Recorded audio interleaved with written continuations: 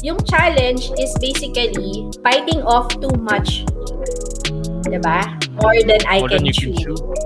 Yes. Kasi ano siya it's because of a real estate investment na hindi ako na-inform or hindi ako aware na ganun pala kalaki yung magiging gastos upon turnover.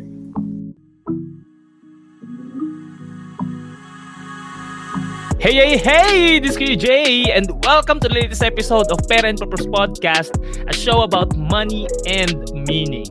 My aim is for you to use money as a tool to live a meaningful life. Yon! And etong ating bagong episode or bagong segment is what I call #insPERAsyon. Wow, di ba? Ito yung inspiring pera stories of overseas Filipinos from different parts of the globe. So, ang aim ko dito is mas ma-promote pa yung mga kababayan natin who are doing well in handling their finances. And sa ating unang episode, i-guest ko si Miss Dianne Fernandez. She's one of my good friends dito sa Dubai. She is actually a former dragon boat paddler, a real estate investor, and a stock market trader. For over a decade, she has helped organize events and training sessions to support her passion for continuing education. And together with her friends, she launched a social enterprise called Investhusiasts in the UAE with the mission to change the narrative of Filipino expat investments. The mission resulted in over 50 events and hundreds of expats reached. Stock market trading has always been a skill that was built to pursue by Dianne. And dahil dyan, she enrolled in Pound for Pound Price Action Trading Masterclass of Trader Development in 2020, where she received the coveted P4P Blackbelt and embarked on a new role as a trading coach. And without further ado, let's all welcome Miss Dianne Fernandez! Woohoo! Hello! Kamusta, Dianne? Okay naman. Salamat Kuya Jay sa pag-imbita. No, thank At you actually. At alam ko, ang daming natulungan nung ginawa ninyong initiative before with Investhusiasts. And alam ko na malaking bagay na marinig ng mga Filipinos yung stories mo as an overseas Filipino and how you evolved in terms of handling your finances. Diba? So, di ko alam kung paano magsisimula, but eto yon. I always wanna ask this particular segment or any segment na hino-host ko with the question why. Okay? Why did you become an overseas Filipino, Dianne? Ano yung ating OF story? ayun. So, unang sagot pa lang, maganda na yung isasagot ko sa'yo, Kuya Jay, kasi kakaiba yung story ko in a sense na naging OFW ako dahil, well, common, it's because of love. Pero it's not because of the providing sa family and all. Hindi yun yung primary. Meron akong sinundan na someone. May sinundan ako na someone here in the UAE. So that's 7 years ago, March 2014. So I had a boyfriend before na based dito, and then he asked me to follow. So yun yung reason. But before that, I had a good paying job in the Philippines and all that. So it's really it was a journey for leap of faith and ano talaga, risk for me. Risk din, no? Investment in love. Yeah. Hindi pala nag-iisip si Jay na nag-invest sa at may sinundan din. Ngayon ko lang nalaman yan. Okay. You're working right now as an HR professional, and I'm sure, like many overseas Filipino, nagkaroon ka rin ng challenges with your money. So, sa'yo ba, ano ba yung mga bagay na yon na naging financial challenges mo when you were starting? Okay, so nung start, actually, yung financial challenge ko biggest was naging result siya ng ayoko masabing investment taking an investment na hindi pa ako ready at that time. Oh, okay. So, ganon. So, I can say na I'm lucky in a way na hindi naman wala ako masyadong dependent sa Philippines. Wala akong masyadong dependent, wala akong anak. Hindi rin naman super dependent yung family ko sa akin. However, when I went here, I had big dreams.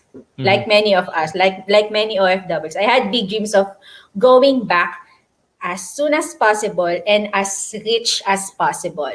Diba? So, yun talaga yung goal ko. So, no 2014, sabi ko, 5 years lang. O, diba? The classic, 5 years lang. Parang lahat 5 years lang, ano? The classic, 5 years lang, uwi ako. Ganyan. So, the year after that, talagang nag-start akong mag-invest bumili ako ng condo, nag-aral ako about trading, sa stock market. Umattend talaga ako ng mga ganong events. And then, yung challenge is basically fighting off too much. Diba? More than I can chew. Yes. Kasi ano siya it's because of a real estate investment na hindi ako na-inform or hindi ako aware na ganun pala kalaki yung magiging gastos upon turnover. So, talagang ano siya, kasi ano siya, medyo technical yung term, no? Pero balloon payment yung naging hiningi sa akin upon turnover. Plus, syempre, may kailangan, dalawa yung property na yun. Tapos kailangan pang i-furnish and all. Yes. So, nung pang turnover, noong 2016, if I remember correctly, 2016, almost $500,000 yung hiningi sa akin. Upon turnover pa lang. Wala pa yung furnishing. And that's just one. And that's just one condo. So, kasi ano yun looking back, medyo mahal yung condo in terms of contract price. In terms of contract price at that time. Actually, at that time, kasi 4 million was an expensive property na nung 2016 Ngayon, medyo common na yun, di ba? Medyo higher pa rin, pero but yeah, it's expensive. So, as a result of that, yung planning, talagang yung cash reserve, yung cash flow, yung cash flow, talagang naapektuhan because yung mga ganun, yun yung naging challenge. And thankfully, hindi naman ako nagkaroon ng debt dahil doon. Na-save naman siya. However, yung cash flow yung affected. Kasi, fast forward now, sige. Ano yun mga hindi rented yung mga real estate ngayon sa Manila. Alam natin yan dahil sa pandemic, diba? Yes. So, fast forward now, more than half ng cash flow is doon napupunta. Okay. Diba? More Just than to half. sustain the investment, no? It's skewed. So, yun yung challenges. Na, I'd like to think na manageable, pero it could have been planned better. Yun siguro yung yun yung learning and challenges ko. And alam mo naalala ko nung bago ako sa Dubai, no, parang it was like my first or second week. May nag-invite din sa akin to invest on a property and yun nga din, I mean, talagang bagito pa ako doon and I felt na sobrang na-delay ako sa pag-i-invest kasi in my 20s talagang I splurged my money. And like what you said din, sa'yo nga, buti na itawid mo. Ako hindi ko na itawid kasi ano rin siya hindi ko rin napagplanuhan and hindi talaga ako ready as in. So, sayang din. I think yung property investing is also sana napaghandaan ko when I invested para at least hindi nasayang din yung pera ko. And pero yung sa'yo, first year pa lang, you are already aware of investing your money. Unlike some of the Filipinos na nakausap ko, parang they've been here for the last 5 years, 10, 15, and saka lang sila nag-start mag-invest. Pero sa'yo, bakit mabilis yung awareness mo na kailangan mo ayusin yung finances mo? Anong nag-spark sa'yo na ayusin agad yung finances mo at the soonest time possible? Siguro two things. Number one, yun nga sabi ko, I had big dreams to go back as soon as possible and as rich as I can, diba? Okay. And then number two, na-start na kasi yun, yung pagkamulat sa financial education, even before pa naman ako nagpunta sa UAE. So, I see. meron na ako mga VUL noon sa Manila. So, meron naman na. And then, talagang nung pumunta ako dito, I don't want to be the type. Kasi na-meet ko yung mga sinasabi mo, Kuya Jay, yung mga talaga, na-meet ko yun pagdating ko dito yung ang gaganda ng bag, tapos ang gaganda ng kotse, tapos may mga utang pala sa credit cards and all. Na-meet ko yun pagdating ko dito. And hindi ko inaspire, not to demean them and all, hindi ko inaspire yung ganong life kasi hindi rin naman ako ganun dati pa I mean I splurge in Manila and all, pero my parents have always been savers savers. So hindi kami pinalaki o hindi ganun yung yung background ko. So again, it's lucky and then sinik ko talaga yung ganong environment, 'di ba? The year after yung months after pa lang uma-attend na ako ng mga ganung event, 'di ba? Kaya ako napabili agad no. So ayun, ang kinulang lang is awareness talaga dun sa foundation. Yes. Pero yung investment acumen, kung maaga ako, sinik ko talaga yung ganong environment and ganong knowledge from the start. Oo, parang alam mo na kailangan mo mag-invest, and it's just that parang common sa mga Filipinos or sa mga overseas Filipino na pag gusto mag-invest, una agad ng property, and wala nga yung tama yung sinabi mo, wala yung foundation, right? Yung pag-manage mo ng cash flow, kumuha ng insurance, emergency fund, baka alis sa utang, hindi siya nagiging strong or hindi nabibuild muna bago mag-invest. And unfortunately, like sa majority of us, or ako rin personally, mas marami akong in-skip na steps din and talagang nag-backslide ako pagdating sa ganung karanasan. Kaya nag-hold din ako ng investments ko back then para i-rebuild yung foundation na sinasabi mo. Kaya yun, sana it's parang it's a costly mistake. Hindi lang siya time consuming at masakit siya sa bulsa, 'di ba? Grabe. Totoo. Kaya and sa mga Filipinos or overseas Filipinos na nakakapanood or makikinig nito sa podcast, it's a very important lesson to many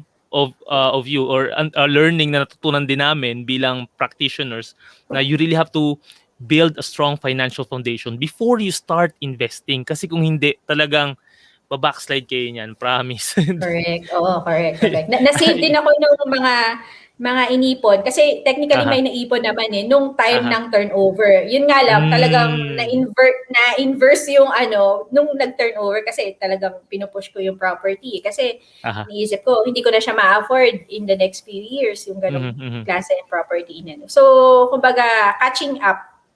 And it's a journey. I mean, I wouldn't want it. Wala akong regrets kasi kasi story ko na siya. And then I'm sharing it now, and I know na in a way may makakatulong siya dun sa mga taong makikinig, diba? Or makakaalam ng story ko. And in addition dun sa pagkakaroon ng strong foundation sa finances, ano pa yung mga money lessons that you have learned as you grow as an overseas Filipino? Siguro ang biggest na ko ngayon is not to invest just for the sake of investing. Yung basta lang meron kang ganto, okay na yun. It has to be anchored sa isang bagay. Bakit? Diba? For example, bakit ko pinupush na may property pa din ako kahit ang hirap niyang itawid ngayon? Kasi it's kasama siya sa plan ko on my passive income pagdating ng retirement. So, kaya ngayon, yung active income ko, nilalagay ko doon. Kasi yun naman ang magsusustain sa akin pag-uwi ko, pag umuwi ako, diba? So, yun. And then, for example, bakit ako nagte-trade? Kasi ito yung capital growth activity na gusto ko namang gawin. So, ganun. Or bakit ka maglalagay sa MP2? Bakit ka maglalagay sa somewhere? O bakit ka maglalagay sa business? It has to be anchored on a certain why. Kasi hindi mo masusustain yung bagay na yon, hindi mo may continue yung paghuhulog doon pag hindi mo nakikita kung para saan siya. So yun for me, isa sa learning ko na hindi importante kung madami kang investments. It's not the quantity, it's the quality of the investments that you do. Kasi papasok din yung compounding eh. 'Di ba? Yes. Kung i-compound mo yung money mo, nakalat-kalat naman, sayang. So, Oo. specialize mo in a few na alam mo, na-aral mo, nagawa mo yung Yes. due diligence mo doon, Aha. then it will perform better. So, ayun. Ang galing alam mo, parang kinikilabot ako. Pareho tayo nung natutunan over this past few years. Kasi parang dati, gusto ko lahat ng klase ng asset classes meron ako eh. And like, nung umalis ako ng Pinas, may stocks na ako, may mutual funds, okay, may paper assets na ako. Pagdating ko dito, ano naman, hard assets, so real estate. And gusto ko siyang matesting lahat. And then eventually ngayon, habang nagmamature, nagkakaroon ng idea about other investments, mas gusto ko naman ngayon na i-trim down, mas kukontian ko na lang, na simplified na lang. Let's say kapag paper assets, mas gusto ko naman na mas exposed ako globally versus locally. And then in terms of real estate, mas gusto ko naman naka-expose ako sa Philippines. So nagkakaroon ka na ng, I mean, since siguro nga na-testing na natin no, yung ibang klase ng investment vehicles, mas naiintindihan mo na kung ano yung suited for you. Diba? Correct. Correct. I think kailangan natin pagdaanan yung spray and pray, di ba? Na sige, ganito. Tapos masusunog ka, ay, pangit. Yung ganon. So, it's a journey. Kaya nga, ito yung maganda yung mga ganong conversation kasi if mapakinggan tayo ng someone na confused na kung saan niya ilalagay yung pera niya, di ba? At least, alam niya kung saan talaga ngayon. And yes, in terms of the word sunog, no, you are very active in terms of stock market trading. And ako personally, I really don't do stock picking, and I'm more into the conservative way and investing in index funds passively over the long term. Pero I have huge respect for people who are actively trading because yung mga nakakausap ko, yung mindset nila are totally different. Iba yung grit nila on how they see things, how they see losses, how they see failures. And can you share with me why you're so passionate about stock trading? Ako, pareho tayo. I have high respect sa mga tao na pinili at pinipili pa rin araw-araw mag-trade because hindi siya madali. Hindi siya madali. I can say na during last year, kasi isa rin yun sa reason why I specialized. Kaya may mga bagay ako na nilet go kasi gusto ko na mag-focus sa mga sa trading. Because at the end of the day, you learn something about yourself as a person eh. Tama kayo, may grit, may discipline. Kasi and then you meet a lot of people na i-aspire mo na maging katulad nila. It's a high risk but high reward din. Pero ang laki nung kailangan mong aralin and kailangan mong kilalanin yung sarili mo. Kasi talagang sunog is inevitable. So sunog is, lalo na kapag yung weak yung foundation. We go back again to the foundation. Weak yung foundation mo dun sa bakit ka nga ba nagtitrade? Kasi mali kapag sinabi mong nagtitrade ka because of the money. Pag sinabi mong for the money agad, you will make bad decisions along the way kapag sinabi mong ganun. You have to love it because it's something that will makes you feel good. It's something you love the game, kumbaga. You love studying charts. You love getting to know. You love being wrong. Yun nga dapat ikaw eh. Pag trader ka, you should love or you should accept the idea that you can be wrong. And you will be wrong a lot of times. But it's just a matter of managing your risk and managing yourself. Kaya ko rin siya gusto as a career because I don't know, kasi it's challenging. Okay. And it's rewarding also na naniniwala ko na kapag gumaling ako, talagang it's going to build yung talagang wealth na gusto ko and I'll be able to help a lot of people din. So, ayun. So I will be the first to say that it's not for everyone and I respect your viewpoint on that kasi it really takes a lot of hard work. Yeah, oo. And Really takes a lot of siguro, hard work. ang dami ko rin mga nakausap na nag-succeed sa trading, and mayroon din mga talagang mas marami siguro yung mga nag-fail, and ang ano lang sa kanila is they keep pushing forward, and yun lang siguro, yun nga, like what you said, no, you have to learn how to manage your risks. And nung tinry ko siya, pinabasa ko yung candles, and sabi ko hindi ko kaya to. Dumudugo yung utak tsaka ilong ko, sabi ko okay, talagang may part sa personal finance na hindi ko kayang tanggapin. Parang ganun. So I had to go to a different route, pero talagang I like how you guys hustle and how you think about the things around us, lalo na yung psychology of trading. And I mean, ang lalim na kausap ng mga traders, and ang lawak ng kanilang pag-iisip pagdating sa, di ba, pagdating sa ganitong conversation. So, pero ito, I just wanna know, no, since I wanna know if majority pa rin ba ng portfolio mo are into active trading, or majority pa rin would be nandun sa retirement accounts, or more on dun sa passive compounding investing over the long So term? in terms of yun nga sabi ko, 'di ba? More than ano ngayon is nasa properties. Yeah, oo. Hindi ko yung choice kasi nga yun nga kailangan ko siyang skew ngayon doon kasi hindi nga rented eh. May vacancy loss ako na pinupunuan doon. So, sa ngayon, yes, andun siya. But, optimistic ako na mag-turn around sa Pinas, na marentahan ulit yun. So, majority, yes, more than half nandun yung portfolio. Meron naman ako, global na fund, na global na ETF din. Okay. So, binibuild ko siya. Yun yung medium risk ko na and then, yun, ang idea ko kasi is that, mga 20% ng is dun lang sa active trading. Hindi pa medyo inactive yung nasa local market ko ngayon na yung sa PSE. Medyo inactive in a sense na naka-position lang siya.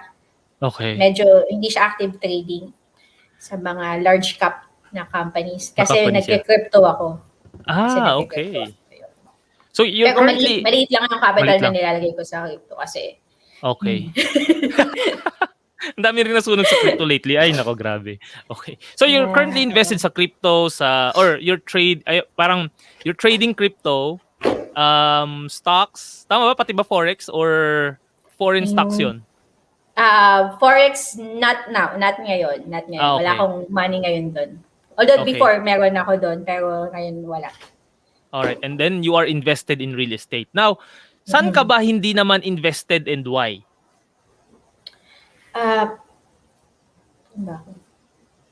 Kasi ang dami, may mga nagsasabi na ito, may crowdfunding ngayon. Meron wala akong ganun. Yung mga ganyan. Oo, wala ako yung mga farm on, yung ganun. Wala ako money ngayon na naka-invest sa business. Wala akong ganun sa ngayon. Medyo din kasi yung cash flow talaga eh. So talagang nilalagay ko ngayon sa real estate. Sinesave ko talaga siya for that. But yeah, so yun sa ngayon. I think okay ako in terms of that sa ngayon kasi merong hard asset and then liquid.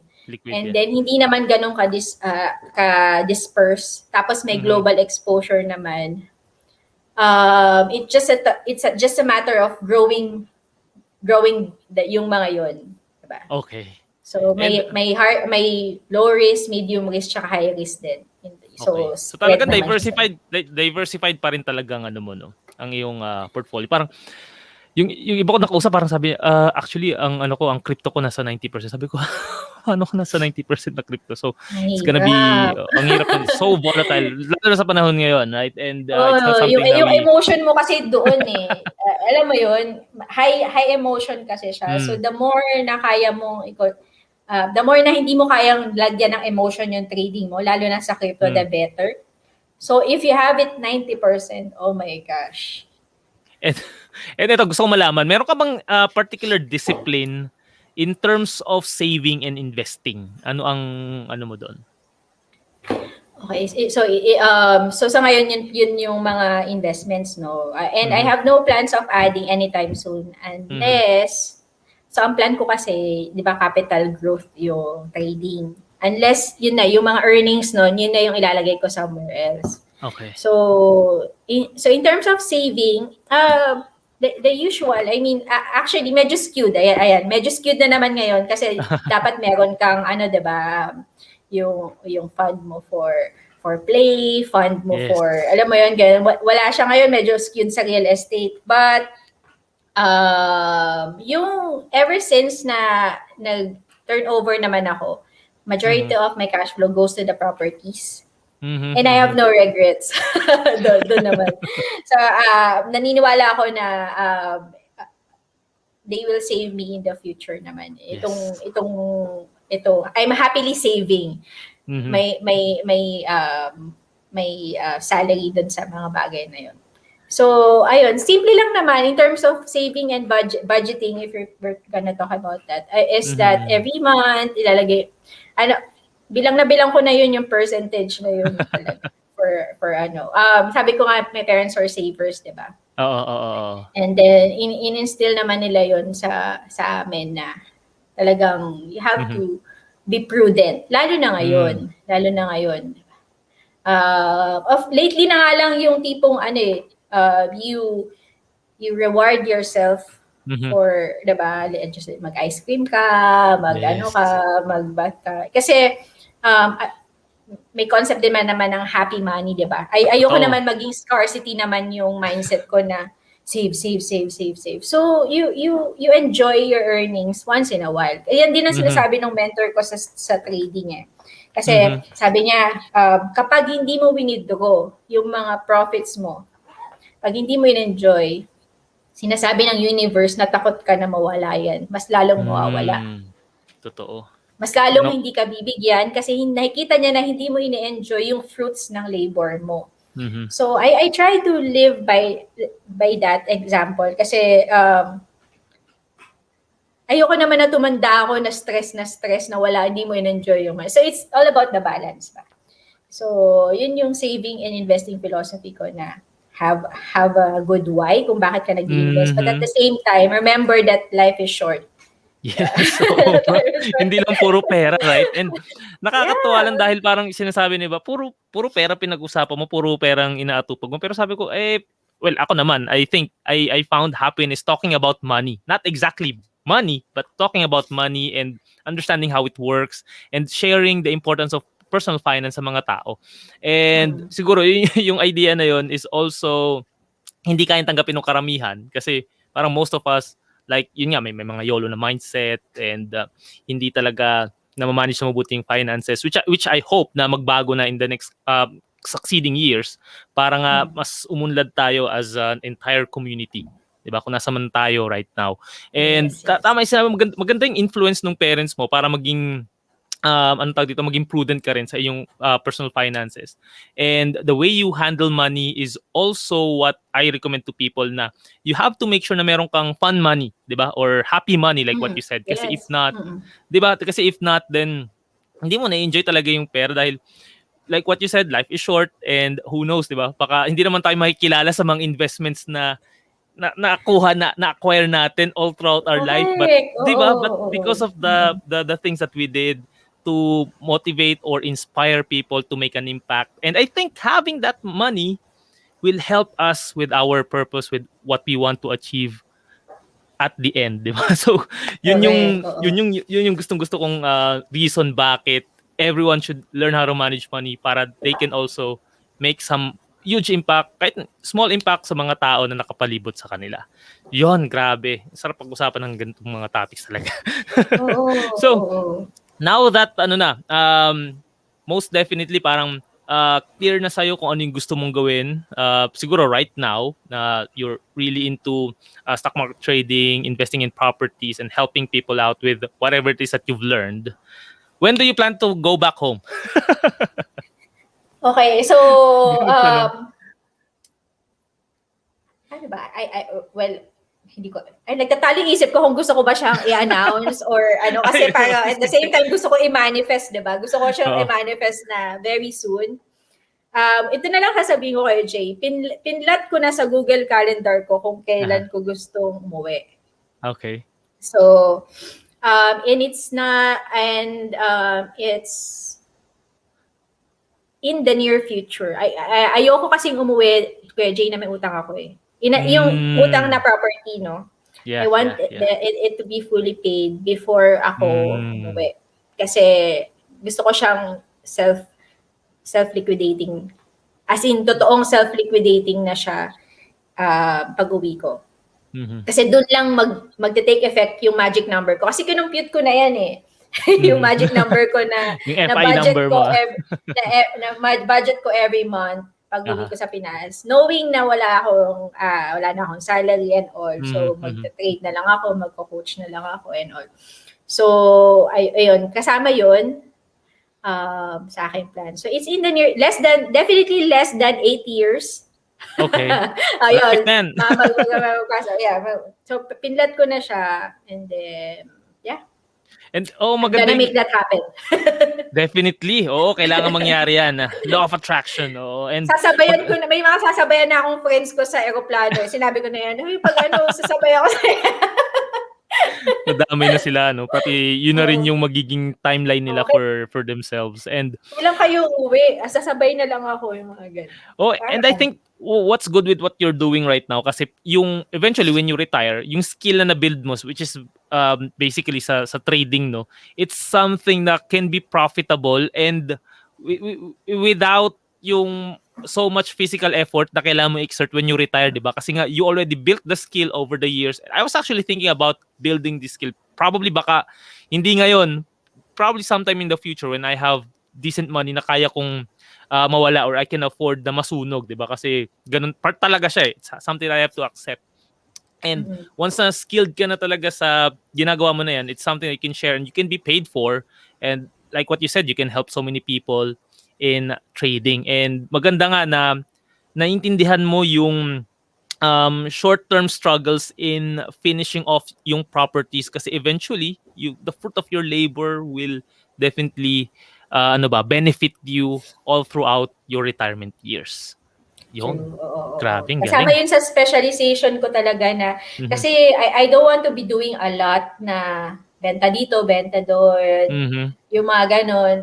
So I want to be able to specialize on this specific skill. Kasi naniniwala kong high income skill siya talaga. Yes. And then and at the same time, I can help other traders, dun sa nagsa-start pa lang, to build the right foundation. Kasi kasi maraming mga scam na ganyan eh. Yung mga sabihin, mag-invest sa ganito, mag-invest sa ganito. Kasi that's one way of elevating din yung level of thinking ng mga tao sa Pinas eh.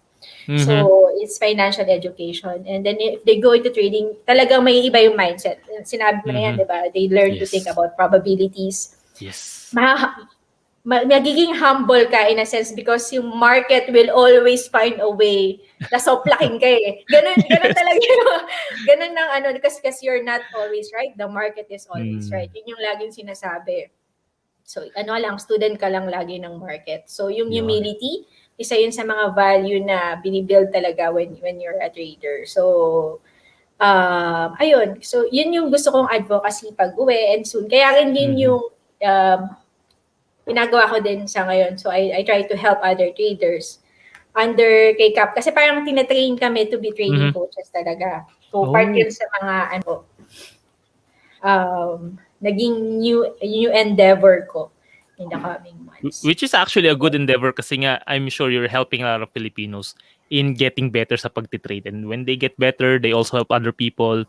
And again, like yung maganda nga yung market talaga yung magiging boss mo eh. And sa totoong buhay, it's just like life teaching you a lesson na you can't be too arrogant about your achievements, di ba? And maganda yung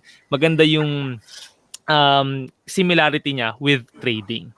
So ito, Miss Dianne, what would be your number one money tip for overseas Filipinos who want to get better at their finances? Ayan.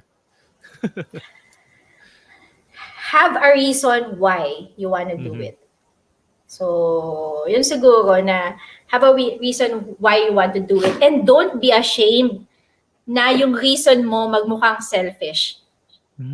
Kasi yung iba, ang sinasabi, gusto ko magkaroon ng yacht, gusto ko magkaroon ng beach house, gusto ko ng madami pera. Actually, alam mo, ang end game ko nga is not really, gusto ko maging philanthropist. You know? Sabi ko, I want to be able, hindi na yung tipong, I want to be able to help my family, mapaaral yung mga ganyan. That's a given eh. Pero aim a little higher. Don't be afraid to aim a little higher in terms of your financial goals. Kasi that will push you. And so yun, don't be afraid to aim higher, have a why, and then ano pa ba? Have fun. Don't forget to have fun. Kasi that will keep you going. So enjoy that ice cream, enjoy that Baskin and Robbins, enjoy that spa, enjoy that. Kasi enjoy the good things in life. Totoo. But just budget for it, not too much. So, don't overindulge on those pleasures. Yes. And I like what you said kasi you mentioned about my favorite word, which is yung why. And that's the reason bakit ang channel ko is all about purpose-driven finance or Pera and Purpose podcast. And ito yung nakasulat sa short ko, like prosper with a purpose. You need to start with a why. And everything that you've said followed na kasi nga if yung why mo is clear, yung how mo can be easy. It can be kahit pwedeng mahirapan ka, you always go back to the reason bakit ka nagsimula. And you'll always find your way. You'll find people who will help you along your journey kasi nga when you know your why, your energy radiates different people. And that's how I come to know you, how I come to learn more about the advocacy that you're doing and other people who are also in the financial literacy movement. So thank you so much, Miss Dianne Fernandez, for sharing your time and your experiences and lahat ng learnings mo as an overseas Filipino. I really hope na marami ka pang matulungan. And kung sakali na hanapin ka nila ng ating mga listeners and viewers ng ating video na to, saan ka ba nila makikita or mahanap ano yung social media handle or how can they reach you? Hindi ako masyado active sa Facebook. Pero, I can answer sa Messenger. So, Dianne Fernandez. So, reach out anytime. I mean, may mga traders talaga na nagtatanong about something. Ganyan. I'd be happy to answer. I'd be happy to assist you and direct you to the right people na nakaka-answer ng mga questions nyo. I know a lot of people na mas magaling sa akin, so I can refer you in dyan. So, I look forward to hearing from you. Yun, ang humble pa rin hanggang sa dulo. So yun, kailangan nyo ng tulong sa pagtitrade if you're a newbie, di ba? It's always good to have the right mentors by your side kasi if not, mahihirapan ka rin talaga mag-trade or what. Maraming mga bagay na kailangan mo matutunan. And don't do it alone. Don't do it alone, yes. Don't do it alone kasi baka ma-scam kayo. So, find the right people to help you. Yan. And the right people is right in front of your screens or right between your ears. And dito na rin mo pakinggan yun. So yun, but before I let you go, I hope you guys can follow Pera and Purpose Podcast on Spotify and Apple Podcast to listen to my other episodes. Or you can subscribe to my YouTube channel, Hey Kuya J, if you prefer to watch the video format. Ayan. Also, if you want to schedule a financial coaching session with Kuya J, just type m.me/purpose-driven-finance. Once again, ito ulit si Kuya J, kasama si Miss Dianne Fernandez, telling you to prosper with a purpose. See you sa next episode. Ingat! Bye! Bye!